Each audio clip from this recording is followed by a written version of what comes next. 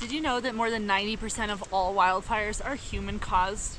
Well, Summit County, where I live in Breckenridge, just went under a stage 2 fire ban. And that means there's no open flames no matter what. No fire pits, even if you have a permit like I do. No charcoal burning, no charcoal grilling, nothing but propane. You can't even smoke a cigarette outside. You have to smoke in your vehicle, you can't weld outside, no torches, nothing. And the goal is to prevent ignition sources and to try to protect and preserve our forests. As you can see, it's fairly windy here today. Looking this way, you can barely see the mountains. It's so smoky. We have the Lee Fire in southwestern Colorado. It's the 5th largest in state history already. It's burning over 100,000 acres every single day. It's burning 10 football fields every minute. Think about that.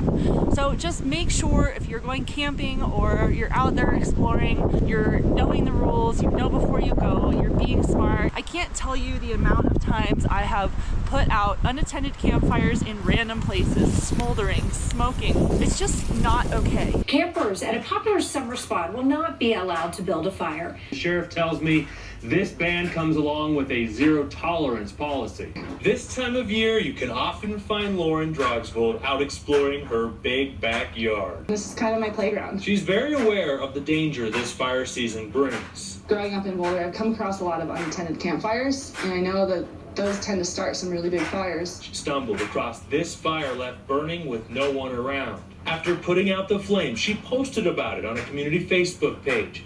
And that got a lot of people talking. We've had the driest winter that I can remember. We can't make up for the lack of rain and snow that we got, but what we can do is try to minimize the fire danger from ourselves. The new ban on fires from Dillon to Keystone, just the latest signal of what a lot of people like Lauren fear is coming. I don't want to see the devastating potential come real. Sheriff telling us that later this week, a special crew they just hired for this season in particular will head out into the high country here in Summit County on patrol looking for unattended wildfires and for fires that have been set by people in campsites. Only you can prevent wildfires, right? Like my good friend Smokey Bear says. So let's make sure that we're all doing our part.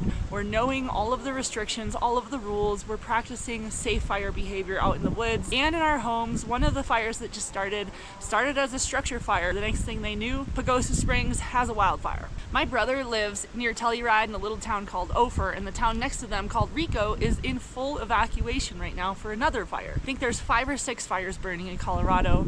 So let's just make sure we know the rules, we know the restrictions, we're practicing safe fire behavior, and we're educating those that we see when we see it, or calling them in if you don't feel comfortable approaching them. A $1,500 fine is a lot cheaper than a wildfire that ruins people's lives and their homes and burns up their livelihood. So let's just do what we can and be smart out there.